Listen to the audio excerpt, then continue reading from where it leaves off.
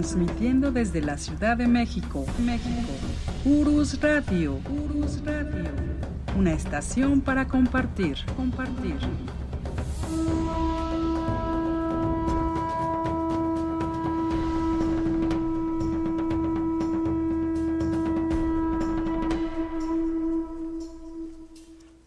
Hola, ¿cómo están, amigos? Aquí saludándolos desde la Ciudad de México. Los saludo, pues, soy Doris. También está por acá con nosotros el profesor Francisco Mendoza, que es quien nos habla de nuestra historia de México. ¿Cómo están, amigos? Espero que estén muy bien. Aquí saludando a nuestros amigos que se encuentran en el chat. César Berumen, Edson Alberto, Gerardo Solano, Ivette Guerrero, Zenón Bialkowski, Eber Mejorado, Carolina Hernández, Ernesto Cadena. Saludos a cabina, un fuerte abrazo, gracias Ernesto. Fer Oz, desde Nicolás Romero, Javier Quirós y Tecozcuani González. Tecozcuani. Bienvenidos amigos. Qué bueno que están aquí. Profesor, buenas noches. Licenciada, muy buenas noches, amigos de Urus Radio, muy buenas noches, perdón por los ruidos, pero bueno, ojalá un poquito la silla. Pero aquí estamos de nuevo un lunes más. Hoy ya la parte número 25, licenciada, y última de la intervención francesa, y nos va a pasar lo mismo que otras series. Todavía hay muchísimas historias que platicar, nos llevaría muchísimo tiempo. Pero bueno, nos están esperando nuevas series donde pues platicaremos con nuestros amigos, que ustedes son los que hacen este programa, amigos. Ustedes son los que lo hacen. Gracias por escucharnos, nos hacen sugerencias y pues hoy terminaríamos la intervención francesa, licenciada. Sí, hoy lunes 26 de agosto de 2024 terminamos esta serie que, como bien dice profesor, hay muchas cosas que decir todavía. Así es, creo que cada uno de los personajes fundamentales de los cuales hemos hablado en los dos últimos episodios, pues tienen toda una historia, toda una historia. Hoy platicaremos un poquito de Juárez, pero como habíamos dicho desde un inicio, no es una serie sobre la vida de Juárez, pero hoy tendremos que platicar un poquito sobre él y de otros personajes para cerrar esta etapa de la intervención francesa, licenciada. Muy bien, profesor. Pues empecemos ya con este final. Bueno, yo quisiera, antes de iniciar, dar un reconocimiento a nuestro amigo, el licenciado Manuel, director de educación de la alcaldía Gustavo Amadero, que bueno, nos recibió excelentemente, como siempre, él y todo su equipo, en la semana pasada, en el auditorio Quetzalcóatl, que platicamos, licenciada, imagínense, teníamos programado a hora 15, nos llevamos casi 2 horas, porque el tema, usted recordará, el tema fue sumamente interesante, que fue la intervención norteamericana. Entonces nos alargamos, pero nadie se movía y estábamos todos ahí entusiasmados platicando. Bueno, no tan entusiasmados, también con cierto corajito, ¿verdad? Pero bueno, y como siempre, yo sí quiero hacer la mención cuando vamos a la alcaldía Gustavo Amadero. Siempre todos nuestros amigos salen con un libro bajo el brazo. Entonces yo quiero hacer ese reconocimiento de... Y uno piensa, es que a lo mejor ahí están embodegados y aprovechan para vaciar bodegas. No, me enteré de que van a editoriales y piden libros en donación y las editoriales los ceden y ahí se están repartiendo, amigos. Entonces todo el mundo sale por lo menos con un libro bajo el brazo, si no es que con paquetes completos. Entonces, pues qué buen detalle y qué bien nos han recibido por allá, licenciada. Así es, profesor, gracias al licenciado Manuel y también gracias a las editoriales que donan los libros. Se van muy contentos nuestros amigos, profesor. Sí, yo he visto los rostros de satisfacción porque, bueno, todo el mundo se va con un libro, pero aparte se hace un sorteo para paquetes grandes así de libros y pues yo veo la cara de satisfacción de nuestros amigos y siempre se van muy contentos. Pero bueno, Usted me dice, licenciada, luz verde, ¿verdad? Sí, profesor, también saludamos nada más aquí a nuestro amigo Daniel Paz, que él vino desde Michoacán al Senado, profesor. Creo que no lo habíamos saludado y aquí está en el chat. Hola, Daniel, gracias por estar aquí en el chat y también por haber venido a la conferencia que dio el profesor en el Senado. Sí, muchas gracias por acompañarnos. Ustedes, amigos, de veras, cómo nos fortalecen, en serio, cómo nos fortalecen todos ustedes. Leemos sus mensajes, aquí los estamos viendo en el chat, lo que están subiendo. De pronto yo titubeo porque veo algún mensaje y bueno, cuando nos vemos en las reuniones banqueteras o en alguna ciudad a la que nos invitan, ustedes son gente extraordinaria, amigos, de veras extraordinarios. Sí, cómo no. Y como decía por acá nuestra amiga que ahorita se me perdió, Cristina Gaona, sí, dice, los amo, nosotros también, amigos, de verdad. muchísimas gracias. Que sí. Pero bueno, comencemos entonces. Amigos, dentro de 3 años, 2 años y medio, el 19 de enero de 2027, se cumplirán 100 años de la muerte de la emperatriz Carlota. ¿Qué quiero decir con esto? Que todavía no cumple ni 100 años de que falleció la emperatriz Carlota. Ella fallece en 1927, ya muy entrado el siglo XX. Sabemos en qué condiciones murió, de locura, o sea, un problema mental. Que por cierto, creo que ya lo comenté aquí, creo que sí, que platicando con algunos amigos psiquiatras, igual ellos decían, es que viendo la sintomatología que tenía Carlota, si ella hubiera vivido en ese tiempo, dice, con una pastilla, ella hubiera estado perfectamente. Sí, pero no, la medicina no estaba tan avanzada, entonces pues ella tuvo que padecerlo. Si ella hubiera vivido 100 años después, ella estaría pues bien, estaría habilitada para sus actividades. Pero no fue así. Entonces, aquí lo llamativo, lo que quiero subrayar, es que todavía no cumple ni siquiera 100 años de que falleció. Quiere decir que la intervención francesa está más cerca de lo que a veces nos imaginamos. Pensamos que está muy lejano en el tiempo, sumamente lejano en el tiempo, pero no, amigos. Si nosotros hablamos de 1927, como la fecha de la muerte de Carlota, bueno, pensemos en nuestros abuelos. Yo, por ejemplo, pienso en una de mis abuelas, que ella nació en 1895, ¿sí? O sea, ella nació 30 años antes de que muriera Carlota, y es mi abuela, ¿sí? Ahora, mi mamá, ¿sí? Ella nace en 1936, o sea, apenas 9 años después de que murió Carlota, pero ella fue la más chica de su familia. Entonces todos, la gran mayoría de mis tíos, todos eran de ese tiempo. O sea, Carlota todavía estaba viva cuando estaban ahí mis tíos. Entonces no está lejana, pues pensemos en nuestros abuelos, les digo, pensemos en nuestros abuelos y y en nuestros bisabuelos que lo vivieron, definitivamente lo vivieron. Entonces no está lejos. Pero aparte, ¿qué se queda de la intervención francesa? Muchas cosas, amigos, muchas cosas. Me acuerdo, licenciada, cuando hicimos el programa sobre México en la Segunda Guerra Mundial y muchos de nuestros amigos nos escribieron, este programa ya tiene mucho que lo transmitimos, que desconocían muchos datos de todas las consecuencias que hubo de la Segunda Guerra Mundial, porque pensábamos que todo se dio allá en Europa y que México no había tenido nada que ver. No, todo lo que cambió en México a raíz de la Segunda Guerra Mundial, el servicio militar obligatorio, en fin, tantas cosas, pues lo mismo pasó en la intervención francesa. Ya, se fusila Maximiliano, Miramón y Mejía y uno dice, ya se terminó todo esto. No, las consecuencias siguieron. Y eso es lo que vamos a explicar.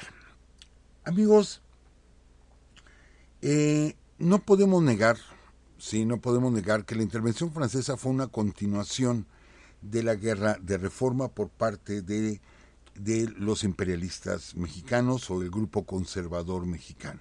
Ellos pierden la guerra de reforma en 1860 y ellos ven inmediatamente la posibilidad de que un gobierno extranjero los respalde, ¿sí? Y ellos son los que traen traen o le dan el pretexto ideal a Napoleón III para poder invadir México. Ya sabemos cuál era la intención de Napoleón III. Era convertirnos en un protectorado y aparte un trozo de nuestro territorio, apropiárselo directamente. Y el resto, les digo, ser un protectorado francés. Entonces, Maximiliano, se ha escrito tanto de Maximiliano, pero muchísimo. Y hay biografías, y hay novelas, y hay semblanzas, y hay ensayos, obras de teatro, en fin, se ha escrito muchísimo de Maximiliano y Carlota, muchísimo. Entonces, no podemos negar que es un personaje que atrae bastante, pero también no podemos negar que, bueno, era un invasor, y quien se lo dice directamente, bueno, no directamente, pero en una carta, se lo dice Carlota. Carlota le dice, tú eres una excelente persona y eres un liberal y eres un visionario y eres todo lo que tú quieras, pero no eres mexicano. Así se lo escribió Carlota. No eres mexicano. Podrás tú ser lo mejor del mundo, pero no eres mexicano. La misma Carlota lo reconoce. No vamos a poner aquí a Maximiliano como un mártir, ¿sí? Porque no olvidemos la ley que él impone, sí aconsejado por Aquiles Bazán, la ley que él impone de pasar por las armas a toda aquella persona, creyendo que Juárez ya no está en el territorio nacional, toda aquella persona que esté del lado republicano o que apoye, ¿sí? Ya no con las armas, sino que apoye, que les dé de comer o algo así a los republicanos, se les va a pasar por las armas, y fue el pretexto para matar a muchísima gente. No se diga Dupin, que fue terrible, sí, fue sanguinario este tipo. La matanza en Uruapan, bueno, tantas matanzas que hubo con esta ley que lanzó Maximiliano, y que fue esa ley la que se discutió en su juicio y por la cual fue condenado a muerte. Ahora, pero sí nos dejó muchas cosas Maximiliano. Esos pocos años que estuvo en el poder nos dejó muchas cosas que hasta ahorita a veces no nos damos cuenta y seguimos conservando. ¿Cómo podemos juzgar a Maximiliano? Aquí sí externamos algunas opiniones personales, pero procuramos irnos hasta donde podemos. No siempre se puede, amigos, no siempre se puede irnos justo por la mitad, no se puede. ¿Por qué? Porque empezando el de la voz, pues soy mexicano, entonces como que me llegan muchas cosas, no puedo ser tan imparcial. Yo quisiera, pero no puedo serlo, y yo les puedo decir que me declaro no imperialista. No puedo decir soy juarista, no, simplemente no soy imperialista. Entonces, pero hay que reconocer ciertas cosas, sí, quizá no nos guste, pero son reales, así fueron. Por ejemplo, amigos, esto no es trivial, esto es la influencia que tuvo Maximiliano o el Segundo Imperio en México. Fue una influencia muy grande. Por ejemplo, la arenga que se realiza, ¿sí?, cada 15 de septiembre en la noche. El primero que hizo una arenga fue Maximiliano. Él fue el primero que hizo una arenga. Esto es el llamado grito, pues, ¿sí? Se celebraba, sí, con juegos pirotécnicos, se celebraba con un brindis, pero el primero que hace una arenga es precisamente Maximiliano. Y quien lo va a conjugar es Porfirio Díaz, que otra vez lo vamos a repetir, ya lo hemos dicho muchas veces, es falso que Porfirio Díaz cambió la ceremonia por ser su cumpleaños, eso es falso. Ya fue por decreto de Guadalupe Victoria mucho antes de Porfirio Díaz que se tenía que celebrar la noche del 15 y la madrugada, la mañana del 16 con un desfile. Esto es desde Guadalupe Victoria, nada tuvo que ver Porfirio Díaz.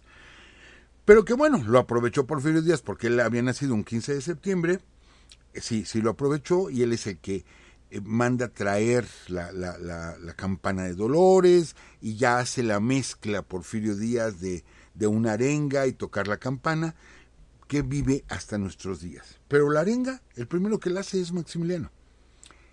Otro detalle, que creo ese ya lo habíamos platicado, Ellos son europeos, llegan a México, son europeos y tienen ciertas costumbres europeas, obviamente. Están conociendo nuestras tradiciones y costumbres. Entonces, a Carlota, cuando se acerca la primera Navidad que ellos estuvieron aquí, por costumbre, ¿sí?, pues ella pidió que cortaran un árbol y que se adornara dicho árbol. Aquí no sabían cómo era esa costumbre, pero él, acuérdense que venía personal con ellos, le ayudaron a adornar y a poner un árbol de Navidad en el castillo de Chapultepec. Entonces, como pues ellos imponían la moda, cuando la gente que estaba a su alrededor vieron esto, dijeron, pues nosotros también lo hacemos, para sentirnos parte del imperio. Y empezaron a cortar árboles y a adornarlos para la noche de Navidad, que no es una costumbre nuestra. La nuestra, traída durante el virreinato con los misioneros, pues era precisamente el nacimiento. Instalar un nacimiento, esta es costumbre de los franciscanos, entonces es instalar el nacimiento, la piñata, ¿sí?, pero no un árbol. Entonces los primeros que lo hacen, y si alguien lo hizo no llamó la atención, pero cuando lo hicieron ellos, sí llamó mucho la atención y se empezó a propagar pues este detalle de poner un árbol de Navidad. Bueno, pues se fueron los emperadores, o sea, se fue Carlota y murió Maximiliano, y la costumbre se arraigó entre la gente que simpatizaba con el imperio. Ya después se fue diluyendo entre el resto de la población. Y el día de hoy, 2023, bueno, hoy 2024, pero todavía el 2023, pues la gran mayoría de hogares en México tienen su árbol de Navidad. Bueno, pues esto surgió, o es herencia, de alguna forma, de Maximiliano y Carlota. O sea, imitándolos a ellos. Les digo, ya existía antes y no dudamos que pudo haber habido alguien que lo instalara en México, quizá los embajadores o algo así, pero no llamaba la atención. Pero cuando lo hizo Maximiliano y Carlota, sí. Otro detalle, amigos, habíamos platicado que todos los documentos que se hacían aquí en el virreinato, todos los documentos, se hacían 3 originales. Entonces, uno se quedaba en México, un original, no era original y 2 copias, no, eran 3 originales. Un original se quedaba en México, otro se quedaba en Cuba y el otro se iba para el archivo de Indias, ¿sí?, a España. Bueno, amigos, el acta de independencia de México, ¿sí?, se hizo por triplicado. Eran 3 actas de independencia originales. Una se manda para Cuba, otra se manda para España, que ya no les cayó nadita bien, ¿sí? Y se queda, les digo, una aquí en México, que se va a quemar. Y la de Cuba se va a perder, si mal no recuerdo, y quien consigue el acta de independencia que actualmente se encuentra en el Archivo General de la Nación fue Maximiliano. Él negoció para que enviaran al imperio el acta de independencia. Si la tenemos es por Maximiliano, porque ya se había vendido por allá. Es toda una historia, la del acta de independencia. Se había vendido ese documento, bueno, pues él lo rescató. Lo mismo, algunos objetos prehispánicos, amigos, se rescataron. El famoso chimali con la imagen de Ahuizotl que conservamos en México, ¿sí?, fue traído por Maximiliano. Pudiéramos decir, cuando Maximiliano dice que en el paredón, que ojalá su sangre sea la última que se derrame en su nueva nación, pues sí, ya ven que él vestía de charro y todo, él quería sentirse mexicano. Entonces, por lo mismo, como que recuperó varias cosas para México. Otro dato interesante, la imagen que tenemos de Miguel Hidalgo. ¿Por qué? Porque no hay un solo retrato de Miguel Hidalgo. Hay una pequeña figura labrada, ¿sí?, que se encuentra en el Museo Nacional de Historia. Es una figura de unos 25 centímetros de alto, 30 centímetros de alto, que quien lo hace, ahorita olvidé el nombre del autor, quien lo hace, él sí conoció a Miguel Hidalgo y lo labra, pues, y es lo único que tenemos. Fuera de eso, no hay ningún retrato de Miguel Hidalgo. De José María Morelos sí.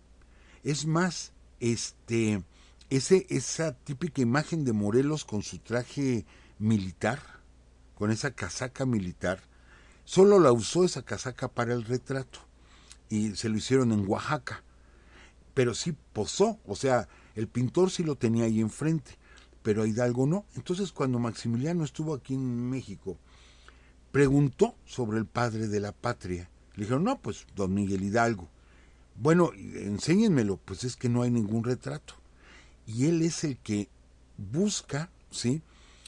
O da la orden de que busquen a personas que conocieron a Hidalgo para que dijeran cómo era, y resulta que alguien de su corte, de Hidalgo, reunía las características, ¿sí? De la gente, lo que comentaba la gente que así era Miguel Hidalgo, reunía esas características y él fue el que posó para el retrato de Hidalgo, que hasta el día de hoy sigue siendo como que la imagen oficial de Hidalgo. A partir de ese retrato que manda hacer Maximiliano, salieron montonal de imágenes de Miguel Hidalgo, montonal de imágenes basadas en esa precisamente, ¿sí? Pero realmente quien está posando es uno de los personajes que venía en la corte de Maximiliano. Entonces es la imagen de Miguel Hidalgo, porque Miguel Hidalgo sí es muy parecido, no lo negamos, pero no, al que estamos viendo no es Hidalgo. Pero esa imagen nos la dejó Maximiliano. Entonces, estos son algunos de los ejemplos de todo lo que se fue heredando, vamos, o nos dejó como herencia. Detalles tan simples como esto, aparentemente. Pero, por ejemplo, aquí en la Ciudad de México, en la zona norte de la ciudad, hay un llamado Canal del Desagüe. Este Canal del Desagüe, donde salen aguas negras de la Ciudad de México, va a encontrarse con el Tajo de Nochistongo en el estado de Hidalgo. El Tajo de Nochistongo lo abrieron desde la época virreinal. Entonces, para evitar inundaciones, pues no se daba abasto, y ya después Maximiliano, él trazó directamente sobre un mapa, él trazó lo que actualmente es el Canal del Desagüe de la Ciudad de México, que ahorita, bueno, ya está todo entubado y lo convirtieron como en parques, parques lineales, pero ese trazo es de Maximiliano directamente. Y uno dice, ay, ¿a poco se ponía a trazar avenidas? Pues sí, ahí está el Paseo de la Emperatriz, por ejemplo, que después, y es un detalle poco conocido, decimos, ya después de que se fueron los franceses y murió Maximiliano, se convirtió en Paseo de la Reforma. No, después de ser Paseo de la Emperatriz, se llamó Paseo Santos Degollado. Y así nada más conservó el nombre como 2 o 3 años y después ya se le puso Paseo de la Reforma. Pero sí hubo un pequeño lapso de tiempo que se llamó Paseo Santos Degollado. Pero bueno, sí trazaban ellos avenidas y buscaban embellecer. No olvidemos que Maximiliano fue el constructor del castillo de Miramar, invirtió ahí muchísimo dinero y lo completó con la dote que recibió por casarse con Carlota. Entonces era un constructor, le gustaba diseñar, en fin, él estaba muy metido en esos asuntos. Fíjense todo lo que nos fue heredando, cuántas cosas todavía tenemos, costumbres, ¿sí? Incluso que se quedaron de la intervención francesa. Pero no nada más eso, Amigos, y aquí yo apelo, ¿sí? Apelo como varón que soy, a la belleza de la mujer mexicana. Son bellas nuestras mujeres, así, bellas nuestras mujeres, dígase la región que se diga, nuestras mujeres son muy bellas. Creo que nunca me había expresado así, ¿verdad, licenciada? Pero bueno, pero sí es cierto, sí son es cierto. Ustedes muy bellas. Gracias. ¿Sí? Y pues muchos de los soldados franceses, soldados belgas, pues se enamoraron de jovencitas mexicanas. y nos dejan una herencia muy importante. ¿Por qué? Porque muchos soldados no se fueron, se quedaron aquí en México. Y vamos, el ejemplo principal es Aquiles Bazán, que se casa con una mexicana, ¿sí? Él se tiene que ir porque, bueno, se lo lleva de regreso a Napoleón III, pero ya hemos platicado toda la historia de Aquiles Bazán y de su esposa. Pero bueno, muchos soldados, sí, se quedaron en México porque se casaron con mexicanas. Y digo, caray, o sea, claro que sí, porque insisto, son muy hermosas las mujeres mexicanas. Entonces, tenemos hasta el día de hoy muchas personas que tienen apellidos franceses. Y yo conozco como 4 o 5 personas que tienen apellidos franceses y de hecho ellos, por así decirlo, lo presumen. ¿Sí? Es que yo desciendo de franceses. Pues sí, a lo mejor hace 4 generaciones, pero ahorita pues ya eres bien mexicano o bien mexicana. Y pero bueno, fue otra herencia que de alguna forma quedó marcada en la sociedad mexicana. Eso también nos va a llevar a otro detalle, ¿sí? El hecho de que nos afrancesamos durante el Porfiriato, siendo que Francia nos invadió, aunque queda claro esto, que quien nos invade es Napoleón III, y que mucha gente allí en Francia no estaban de acuerdo con esta aventura de Napoleón III. Víctor Hugo y muchos más no estaban a favor. Ya ven que Napoleón III acabó muriendo en el exilio, lo derrocaron, se levanta la Comuna Francesa, en fin. Entonces, como que el enemigo ya no estaba ahí y se hace un coqueteo con Francia. Se hace un coqueteo con Francia y nos afrancesamos en México. Veíamos como lo más elevado de la cultura precisamente a Francia, y tan es así, tan nos afrancesamos que cuando Porfirio Díaz sale de México en 1915, ¿a dónde va? A Francia. Y lo reciben allá excelentemente, como lo hemos platicado. Y tenemos aquí, por ejemplo, en la Ciudad de México, tenemos una colonia que irónicamente es la colonia Juárez, ¿sí? Donde vemos muchas casas estilo francés. Es más, con sus 2 aguas para la nieve, cuando aquí en Ciudad de México no cae nieve, tiene 50 años que no cae nieve y bueno, es rarísimo, muy raro que aquí vaya a caer nieve. Sin embargo, tenemos casas totalmente estilo francés. Entonces nos afrancesamos mucho, ¿sí? Y bueno, eso es por la parte de Maximiliano, entre otras muchas cosas, ¿sí? Esa es la parte de Maximiliano. ¿Qué pasa con Juárez? Juárez, cuando entra triunfante a la Ciudad de México el 15 de julio del 67, sabemos que Porfirio Díaz le abre la puerta de la ciudad y entra Juárez. Juárez va a hacer una comida para celebrar el triunfo de la República en lo que hoy conocemos como el Palacio de Minería. Ahí es donde se va a hacer la comida, o sea, él llega al Zócalo, iza la bandera en Palacio Nacional y después va a una comida donde va él a pronunciar por primera vez, ahí en el Palacio de Minería, por primera vez va a mencionar la frase que lo va a hacer inmortal. Entre los individuos como entre las naciones, el respeto al derecho ajeno es la paz. Ahí la va a pronunciar y es a raíz precisamente de el triunfo de la República contra la intervención francesa. Y esa frase se va a volver inmortal. Que sí, ahorita vamos a hablar de personas que, bueno, no les simpatiza Juárez y que dicen que se pirateó la frase. Ahorita vamos a platicar un poquito de eso. ¿Qué podemos decir de esa parte? De hecho, el mismo Juárez lo comenta de que esta fue una segunda independencia. Y sí, de alguna forma lo fue. Que es cierto que nunca estuvo el país en poder, o sea, completo en poder de los franceses, eso es bien cierto, pero que los tuvimos aquí 5 años, pues sí, aquí los tuvimos 5 años. Entonces sí podemos hablar de una segunda independencia. No es lo mismo los 300 años que tuvimos a los castellanos y españoles a los 5 años que tuvimos a los franceses. Pero bueno, va a haber muchos problemas del lado liberal o del lado republicano, va a haber muchos problemas. El primer problema fue con Jesús González Ortega, que ya lo platicamos aquí, que primero hace una confusión en la fecha y posteriormente, bueno, él quiere ostentar el poder presidencial, se le niega por las facultades extraordinarias que el mismo Congreso le había otorgado a Benito Juárez.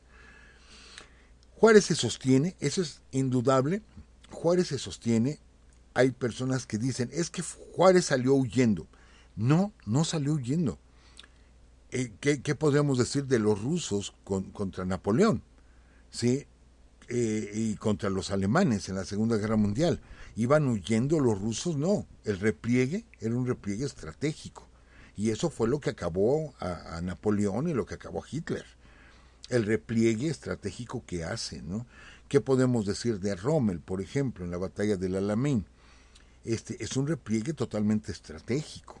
O sea, los repliegues forman parte de la misma resistencia. Y Juárez se repliega, pero nunca cede. Y aquí hay un error que Maximiliano va a cometer y que Juárez no cometió. ¿Sí? Y hay que mencionarlo. Todavía Europa estaba como inmersa, ¿sí? Inmersa en esas figuras gobernantes que hacían todo, ¿sí? Entonces hablamos de reyes que cuando entraban en guerra ellos encabezaban a su ejército, emperadores que encabezaban a su ejército. Era la costumbre europea. Recuerden, amigos, al zar Nicolás II. El zar Nicolás II, cuando están en plena guerra, en la Primera Guerra Mundial, él encabeza a las tropas rusas. O sea, él va a pelear, ¿sí? A encabezar a las tropas, y bueno, les fue como en feria contra los prusianos, y se tiene que regresar y ya tiene la revolución socialista encima. Y así podemos hablar de esos emperadores que encabezaban a sus ejércitos. ¿Saben quién ya no lo hace, amigos? Abraham Lincoln. Abraham Lincoln ya no lo hace. Abraham Lincoln, vamos, yo soy el jefe supremo, ¿sí? Como en México el jefe supremo de las Fuerzas Armadas es el presidente, pero es un civil. Entonces Abraham Lincoln, yo soy el jefe, pero a ver, tú Ulises Grant y tú fulanito de tal, ustedes son mis generales y son los que van a dar la cara. Y lo mismo hace Benito Juárez. ¿Sí? Lo mismo hace Benito Juárez. A ver, yo soy el presidente, yo soy el comandante supremo, pero ustedes son mis generales. Y a ver Mariano Escobedo, ¿sí? Y a ver Porfirio Díaz, y a ver Ramón Corona, y a ver Riva Palacio, ¿sí? Ustedes se encargan. Yo nada más les digo, éntrenle. Y ustedes se encargan. ¿Por qué? Porque yo no sé de cosas militares. En cambio, Maximiliano, que está todavía con esas ideas europeas, yo soy el emperador, entonces yo tengo que ir al frente de mis soldados. ¿Notan el error, amigos? Lo que hizo Juárez fue, yo me repliego, ¿sí? Yo me repliego y dejo a mis generales con lo suyo, porque yo soy un civil. Cosa que no hizo Santana. ¿Se acuerdan los errores de Santana? Yo soy el presidente, entonces yo tengo que ir a la cabeza del ejército. Y lo agarran los tejanos y lo hacen prisionero al presidente en funciones. ¿Sí? Es un error gravísimo de Santana. Bueno, Juárez no comete ese error. Dice, no, yo no sé de esto, para eso tengo gente, ¿sí? Háganlo ustedes. Y Maximiliano sí cae en ese error. En ese error, bien pudo haberse quedado Maximiliano en Orizaba y decir a sus generales, a Márquez, a Mejía y a Miramón, sigan ustedes la guerra.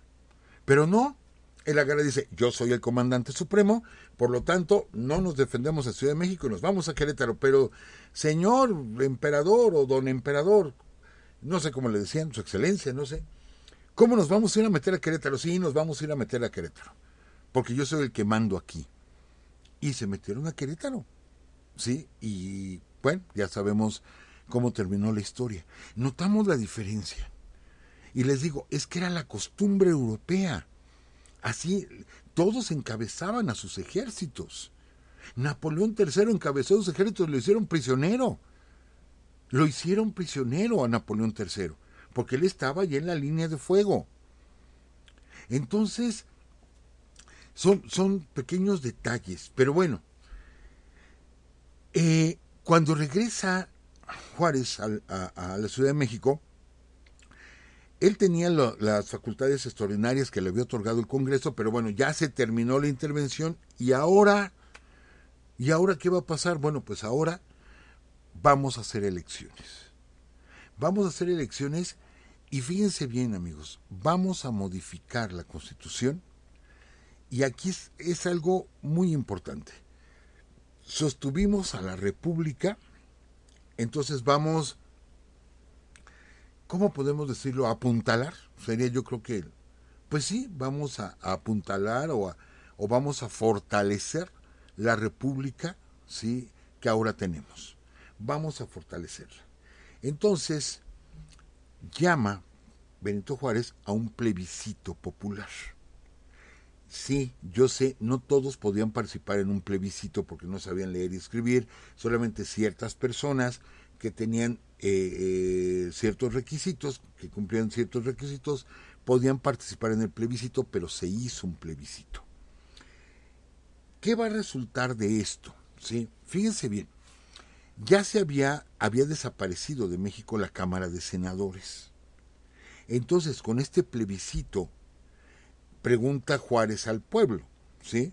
Que les digo, sí, lo sé.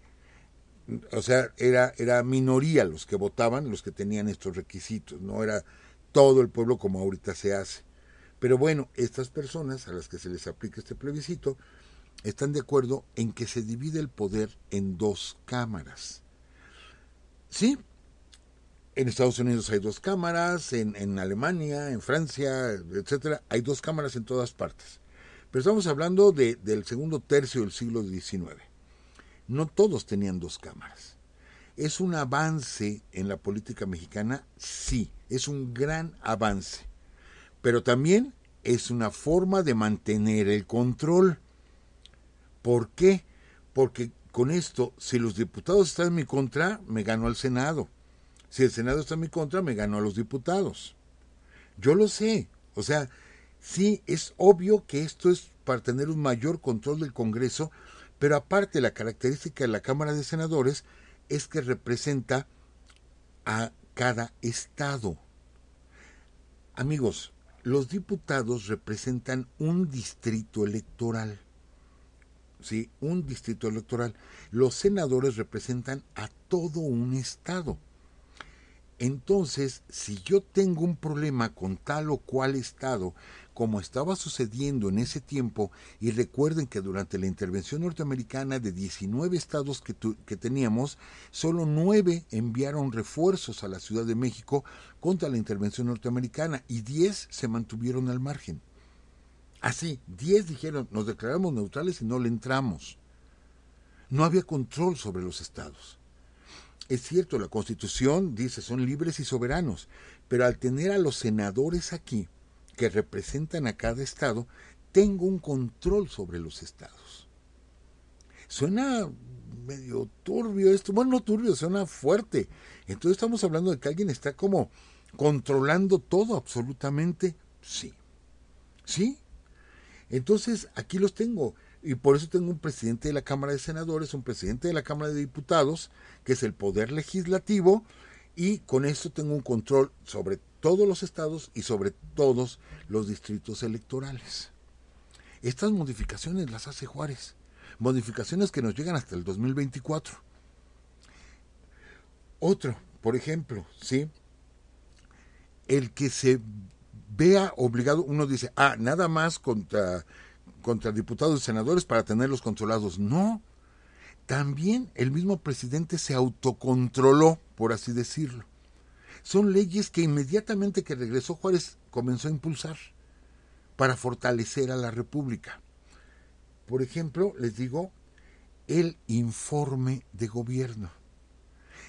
Amigos, el informe de gobierno, ¿sí? Se hacía verbal. La Constitución decía que tenía que ir pararse ahí al frente de los diputados y dar su informe y se acabó. Entonces este cuate podía llegar, este presidente podía llegar, buenos días, todo está bien, nos vemos. Y ya, nadie podía decir nada. No, a partir de ese momento el informe se tiene que entregar por escrito para que entre a discusión de ambas cámaras. ¿Sí? Entonces, esto lo impone Juárez. Que se entregue por escrito. A ver, yo quiero ver en papel, yo quiero ver números, yo quiero ver estadísticas, yo quiero ver, o sea, lo quiero tener aquí. Yo diputado, yo senador. Y con esto controlo al presidente.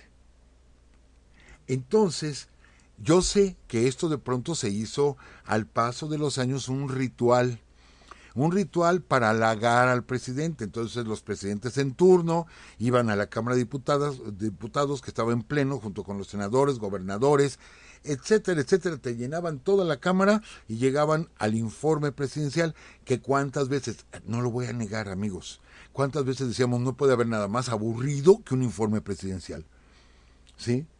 Y si alguien aburría con una lectura, ay, parece informe presidencial. Pero bueno, y se convertía en un escaparate para los presidentes en turno. Sí es cierto, era un escaparate. Hasta que de pronto, bueno, ya de los últimos presidentes que de pronto dijeron, no, la ley me obliga a entregarlo por escrito. Porque esta Constitución del 57 que fue modificada por Juárez, acuérdense que la del 17 de Venustiano Carranza no es una constitución nueva. Le decimos que es el día de la Constitución, 5 de febrero, etcétera, etcétera, por el 1917. No, fueron reformas a la Constitución de 1857. Entonces, esto está consignado, que tienes que entregar el informe por escrito. Por eso ya se terminó ese ritual, o los últimos sexenios ya no lo han hecho, de que vaya el presidente y rinda el informe con una lectura. No, va y lo entrega. Aunque todavía se conserva ese ritual porque la ley dice que el presidente lo tiene que entregar. Entonces hace su entrega el presidente y se retira y ahí nos vemos. Ahí se hizo las primeras veces, ahora lo envían, ¿sí? Pero ya no se hace el típico informe presidencial. Ustedes se acordarán, amigos, si era de lo más cansado y de lo más aburrido. Pero era un escaparate para el presidente. Bueno, pues todo eso surgió, ¿sí? Los informes de gobierno surgen a raíz de la finalización de la intervención francesa. Entonces, vemos muchos cambios en México. No fue solamente derrotar a los franceses, que ellos se fueron en febrero, no fue solamente llevar al paredón a Miramón, Mejía y Maximiliano, sino los cambios posteriores. Aquí hay otro que es muy importante, que ya lo habíamos mencionado un poquito, y que ahí tuvo que ver el cadáver de Maximiliano, de que o me lo piden formalmente o no se los entrego. ¿Para qué? Para buscar el reconocimiento, ¿sí? El reconocimiento de Francia al gobierno de México, porque era algo que ellos no reconocían. Acuérdense que los que fueron a invitar a Maximiliano llevaron unas votaciones que supuestamente ellos hicieron en México y donde desconocían o no había un gobierno como tal y desconocían a Juárez. Entonces, a ver, ya estamos en el poder, si no me lo pides, ahora sí que, como luego lo decimos, oye, haz esto por... ¿sí? Y que ya nuestros niños ya saben, ¿no? A ver, y todos dicen, por favor, así es que le pedían el cadáver de Maximiliano a Benito Juárez, y Juárez decía, ¿sí? A ver, lo tienen que pedir al gobierno de México, si no, no les entrego nada, porque con esto yo ya digo, a ver, ya me están reconociendo. Sí, a lo mejor suena muy de mal gusto, una posición así, pero en ese momento, en ese entorno, pues fue necesario porque no había respeto para la República Mexicana. Es que no fue solamente esa intervención francesa, fue la intervención norteamericana que nos costó la mitad del territorio. Previamente había sido la primera intervención francesa. Y acuérdense, amigos, que Walker ya había invadido Sonora y Baja California y quería convertirlos en una república. Yucatán se habían pedido la anexión a los Estados Unidos durante la intervención. Habían entrado filibusteros y a la zona de Tamaulipas y querían formar la República de la Sierra Madre. O sea, México estaba a punto de fraccionarse, de convertirse en varias naciones. ¿Qué pasó, por ejemplo? Y no es una crítica, amigos, cada quien toma sus decisiones, son muy respetables, pero Centroamérica, mucho tiempo se ha dicho, es que si Centroamérica se hubiera unido, y no, se convirtieron en 5 naciones. ¿Cuál fue el sueño bolivariano? De convertir prácticamente todo el continente en una sola nación. Inclusive ustedes ven que Colombia, Venezuela y Ecuador tienen banderas muy similares. Ese era el sueño bolivariano. Pero no, se fraccionaron. Y mis respetos para nuestros hermanos colombianos, venezolanos y ecuatorianos. Fueron sus decisiones en su tiempo. Bueno, pues México estuvo a punto de fraccionarse y había que unificar al país. Por eso había que tener ese control para unificar al país. A lo mejor no faltará alguien que diga, entonces estás poniéndonos a Juárez como un genio, así, un genio de la diplomacia en México. No tanto así. No lo estoy poniendo como un genio. Creo que no solo él lo visualizó, lo visualizaron muchos alrededor de Juárez. Veníamos de un país que había sido mutilado, pero terriblemente, ¿sí? Que no ofrecíamos respeto ante las naciones extranjeras, no ofrecíamos ese respeto. Teníamos el crecimiento de una potencia como lo es ahorita Estados Unidos, al otro lado del río Bravo, y había que darle carácter a nuestro país. Había que mostrar fortaleza en nuestro país. Había que hacerlo. Entonces se tuvieron que tomar decisiones que, bueno, ya hemos visto el resultado. El resultado es que aquí está México. El resultado es que somos un país libre y soberano. Sí, a lo mejor habrá algunas personas que digan, es que dependemos de la economía norteamericana. Sí, desgraciadamente sí. Que estamos sometidos. Yo no creo que estemos sometidos, pero también no tenemos como que tanta fortaleza como para enfrentarnos. Y no estoy hablando bélicamente, claro que no. Pero a nivel internacional, México se ha distinguido, y hemos tenido grandes logros a nivel internacional. Y México es un país respetado, amigos. México es un país respetado. Quienes hemos tenido la oportunidad de salir un poquito al extranjero, yo he tenido esa fortuna, fuera de nuestras fronteras, nos respetan, amigos. Nos respetan. Quizá no tanto en Estados Unidos, me tocó vivir en Estados Unidos algún tiempo y bueno, se ven algunas cosas, pero en otros países que tengo oportunidad de visitar, amigos, no saben cómo quieren a nuestro país. En Cuba, en Panamá, en Costa Rica, en Colombia, cómo nos quieren, ¿sí? No es que nos vean como, muchos dicen, somos como el hermano mayor. No, o quizás sí para algunas personas, pero de veras que a México se le respeta, se le quiere. Hemos estado en algunos lugares que dicen mexicanos, pero así inmediatamente mexicanos, y nos reciben muy bien. Amigos, todo eso nace con este triunfo de la República. Yo no se lo doy exclusivamente a Juárez, creo que fue un triunfo del pueblo, como lo hemos dicho, fue la guerrilla, fueron mujeres, fueron niños, fueron ancianos. Juárez desde 1862 con la ley del 25 de enero, nótese, 25 de enero del 62, la batalla de los franceses fue hasta mayo. Él sabía que se venía una invasión y él saca la ley del 25 de enero donde dice, va a ser traidor aquel que se pase del lado extranjero. Sí, desde ahí él ya visualizaba que iba a haber una invasión en México, que iba a haber una invasión. Entonces no fue su triunfo. yo sé que hay muchas personas, y mis respetos, si están en contra de Juárez, mis respetos, ¿sí? Otros están a favor de Juárez, pero así hasta la locura, vamos, a favor de Juárez, mis respetos también. Yo creo que Juárez le tocó vivir su tiempo, ¿sí? Y que tuvo que soportar decisiones muy complicadas para ese momento. Muy complicadas, y yo apelo, licenciada, amigos, apelo a los resultados. Los resultados es que aquí está México. ¿Sí? No pudiéramos jugar un poquito con el qué hubiera sucedido si, o qué hubiera pasado, ¿sí? Si algo hubiera cambiado. Lo importante es que México está aquí.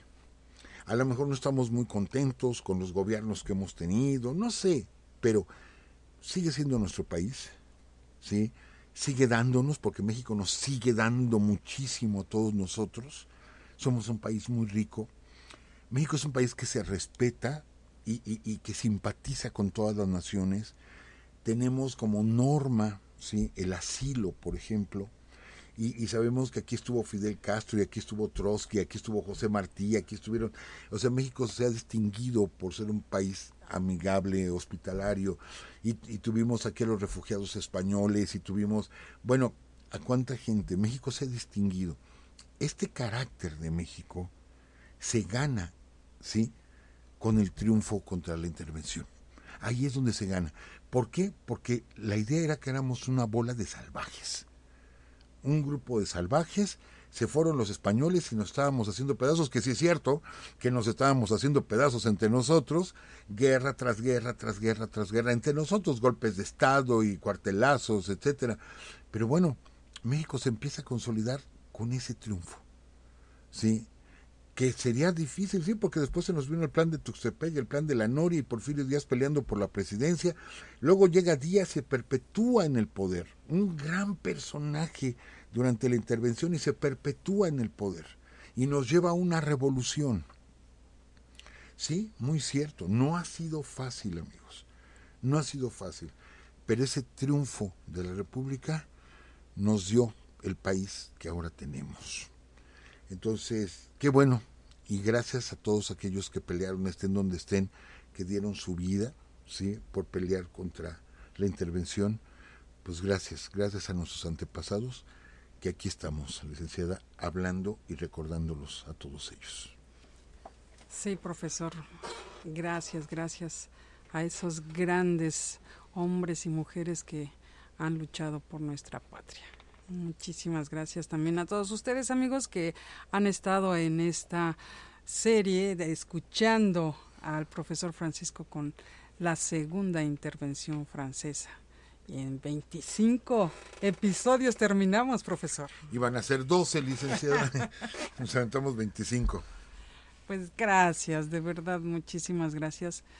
Creo, profesor, que aprendimos muchísimo, y sin duda algunos de nuestros amigos, bueno, nos han mandado mensajes donde nos han dicho, es que ya entiendo más la situación, ¿no?, de que estamos viviendo, y en realidad así es, ¿no?, porque este conflicto que se dio a partir de una lucha entre liberales y conservadores, ¿a dónde nos llevó?, ¿no? Entonces, sí es importante conocer y aprender más sobre nuestra historia y saber en dónde estamos parados, ¿no, profesor? Sí, así es, licenciada. Yo creo que, bueno, estoy leyendo algunas de las opiniones de nuestros amigos. Dice, es verdad que todavía está el carruaje imperial de Carlota Maximiliano. Sí, de hecho eran varios carruajes, y uno se conserva aquí en el Museo Nacional de Historia. Sí. Bueno, ya le contestaron aquí. Dice, yo tenía un compañero en la universidad que se apellidaba Teiser, era de Puebla, Cristina Conejo, dice. Y sí, pues cuántos apellidos y cuánta tradición. Pero amigos, no solo eso, también en la gastronomía nos dejaron muchos platillos. Ahí les va esta. Con esa cierro, licenciada, con esa cierro. Resulta que a Maximiliano le gustaban, bueno, quería aprender a comer comida mexicana, ¿sí? Entonces, el picante, entonces no podían, o sea, los extranjeros no pueden con el picante mexicano, no puede. Pero se le antojaban las enchiladas y resulta, ¿sí?, que le preparan unas enchiladas especiales a Maximiliano en un restaurante de la Ciudad de México, que no tuviera chile, sino que tuviera queso derretido, que tuviera una salsa de tomate, etcétera. Se las preparan y se queda la receta porque a Maximiliano le gustó esas enchiladas, le gustaron esas enchiladas que le prepararon. Se quedó como las enchiladas de Maximiliano. Durante un tiempo se conocieron así, pero a la caída de Maximiliano, pues como que la gente no le iba a gustar enchiladas de Maximiliano. Entonces le cambian el nombre y le ponen enchiladas suizas. ¿Sí? Entonces, este platillo, ese restaurante cambió de nombre y se llamó Sambors. Y las famosas enchiladas suizas de Sambors son las enchiladas que le gustaban a Maximiliano de Habsburgo. ¿Cuántos de nosotros hemos comido enchiladas suizas? Pues estamos comiendo lo que comía el señor don emperador Maximiliano. Para que vean todo lo que nos dejaron, todo lo que nos dejaron, hasta las enchiladas suizas. Lo que ustedes no saben es que le van a dar un porcentaje al profesor por... Ya mero, profesor. Por el comercial, ¿verdad? Por el comercial. Yo sé que nuestros amigos saben prepararlas, no tienen que ir ahí, no hay problema. Tampoco digo no vayan, no, pero bueno, creo que las podemos preparar en casa también. Bueno, amigos, también alguien nos comentó por acá que Joaquín Ramírez fue el pintor. Sí. Dice Fernando Vasallo. Sí, de hecho, esa pintura se realizó en 1865, profesor. Y tengo el dato que está en el Museo Histórico Ex Curato de Dolores. En 1865 se realizó. Así es. Fue el pintor Joaquín Ramírez y que... Dígame. Que él es el que hizo esa imagen que se quedó como imagen oficial de Miguel Hidalgo. Si ustedes la ven, ¿sí?, van a ver que apareció en los billetes de 10 pesos de hace tiempo. Es esa precisamente, o sea, es la imagen que conocemos y nos la heredó Maximiliano. Sí. Y de la estatuilla que usted decía, esa estatuilla la hizo Clemente Terrazas. Ajá. Y esa estatuilla, amigos, la pueden ver precisamente en Chapultepec, bueno, en el Museo de Historia de Chapultepec. Sí, en la Sala de Independencia, ahí está, ustedes la pueden ver. ¿Cómo me dice que se llama? ¿Qué? El Clemente Terrazas. Clemente Terrazas, él sí conoció a Miguel Hidalgo. O sea, él hace esta estatua pequeñita, o sea, la labra, pues, pero él conoció a Miguel Hidalgo. Es lo único que tenemos así de Miguel Hidalgo. Sí. Vayan de veras al museo. Por acá decían algunos amigos que, bueno, un amigo que pregunta que a dónde puede ir ahora que viene de Monterrey a la Ciudad de México. Es tan grande nuestra ciudad, tantas cosas que puedes conocer y que, bueno, son turísticas, sí son turísticas. Por ejemplo, el Templo Mayor. Si vas a lo que es el centro histórico, está precioso el centro histórico, desde que vas caminando por la calle de Madero, todo lo que tiene, ¿no, profesor? El Palacio de Iturbide, la Casa de la Güera Rodríguez, la Profesa, en fin, son muchas cosas. Y si vas también al, ahorita se me fue... A Chapultepec. Eso se me olvidaba, profesor. Es que hay en Chapultepec una especie de copa. Es una copa, pero hecha de coco y con base de plata. Y esa perteneció a Guadalupe Victoria. Uh-huh. ¡Ay, se siente! ¡Ay, qué emoción, qué emoción! Dan ganas de tocarla, pero obvio no se puede. No, y no se debe. No se debe, pero aparte pues está en una vitrina, sí, profesor. Claro. Bueno, ¿qué más? ¿Qué más, profesor? No, pues solamente agradecerles a nuestros amigos, ojalá les haya gustado esta serie, síganos sugiriendo, pero la próxima semana pues comenzaremos a hablar de unos franceses, precisamente, licenciada, de los Lumière. Los Lumière y cómo llega el cine a México, cuáles fueron las primeras salas de cine. Es más, Porfirio Díaz digamos, él aparece en la primera filmación que se hace en México, aparece Porfirio Díaz en Chapultepec, y lo filman los Lumière, y cómo llega el cinematógrafo, y bueno, las primeras películas platicaremos desde La banda del automóvil gris, una película muda mexicana. Platicaremos de nuestra primera película sonora, la película de Santa. En fin, vamos a platicar de muchas películas, pero no vamos a contar, licenciada, como la parte del, ¿cómo decirlo? Como los comentarios de la farándula, de que si fulanito se casó con perenganito y que lo engañó y que... No, vamos a hablar del cine y hablaremos de grandes personajes como Gabriel Figueroa, el gran fotógrafo Gabriel Figueroa, Alex Phillips, el Indio Fernández como director, Ismael Rodríguez, vamos, él es el que crea a Pedro Infante, ¿no? En fin, vamos a platicar muchas cosas muy interesantes en la historia del cine mexicano, licenciado. Sí, profesora, apenas iba a decir algo. Sí, y les vamos a dejar de tarea que vean muchas películas que son joyas del cine mexicano, se las vamos a dejar de tarea a nuestros amigos. Yo creo que en cada programa les dejamos una película. ¿Qué le parece, licenciado? Muy bien, profesor, me parece perfecto. De esas joyas del cine mexicano. Sí, muy bien. Y haremos la tarea, profesor, con mucho gusto. ¿Qué otros lugares puede conocer nuestro amigo?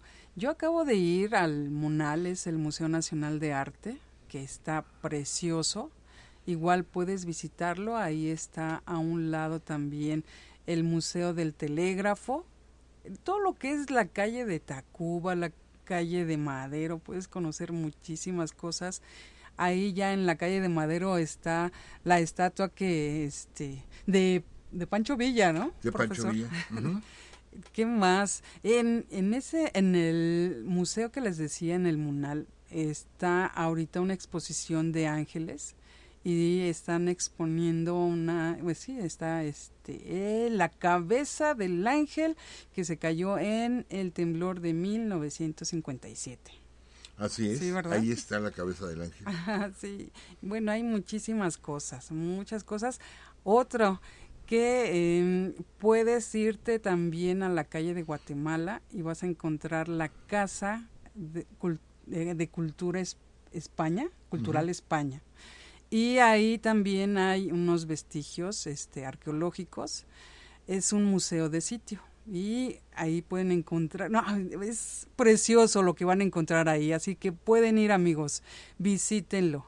Es un museo de sitio y según lo que yo entendí, que posiblemente ahí había estado el Calmecac. Y pues, bueno, son tantas cosas que tiene nuestra gran ciudad. Bueno, ya nos vamos. Muchas gracias, amigos, que estén muy bien.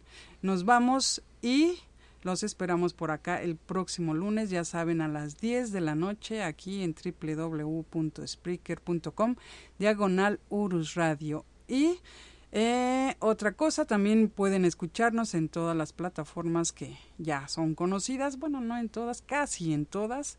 Y síganos también por Spotify, por YouTube, ¿qué más? Por Amazon. Gracias, amigos. Que estén muy bien, un fuerte abrazo para todos ustedes y descansen. Sí, algo les va a decir el profesor. El próximo lunes, si mal no recuerdo, tenemos transmisión por WOW, ¿verdad, licenciada? Sí parece, es el 2, ¿verdad? 2 de septiembre. 2 de septiembre vamos a estar en WOW MX, TV MX. MX TV a las 4 de la tarde en vivo en YouTube. Ahí nos pueden encontrar. Vamos a hablar de historias como extraordinarias de México. Y ustedes pueden ver ahí también los programas que ya hemos grabado sobre historia del vino en México. Y no se olviden darnos un like. Sí, y escuchando la historia con una copa de vino. Así es. También se nos olvidaba, posiblemente este viernes que entra estaremos en Guadalajara. Por favor, les pedimos estén atentos a nuestra página de Facebook y ahí haremos, la publicación si es que sí vamos a estar en Guadalajara. ¿Se acuerdan que se había pospuesto, amigos? Que se cambió la fecha. Bueno, nos dieron fecha para este viernes, ya nada más falta confirmarlo. Pero apenas sepamos, bueno, la licenciada se comunica con ustedes, sube la información y nos veríamos el próximo viernes en Guadalajara. Eso esperamos, pero Esperamos. sí, porque bueno, ya estas situaciones ya no dependen de nosotros. Que estén muy bien, amigos, cuídense mucho y ahora sí nos despedimos. Hasta luego, que estén muy bien.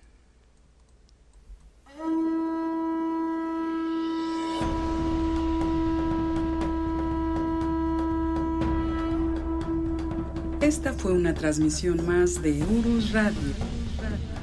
Los esperamos el próximo lunes a las 10 de la noche. Hasta entonces.